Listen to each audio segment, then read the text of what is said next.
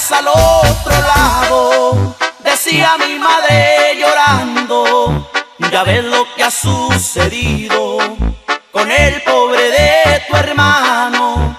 Aquí guardo los renglones que me escribió agonizando.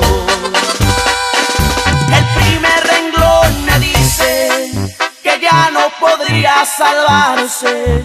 El segundo, si me encuentran, me entierran junto a mi padre. Y el otro es pa' mis paisanos que cruzan por el Río Grande.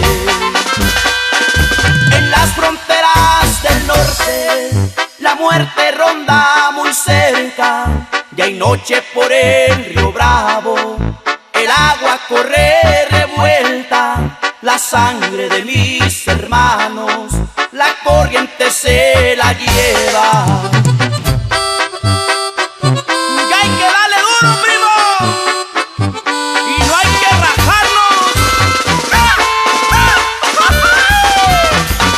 ¡Échale, Monter!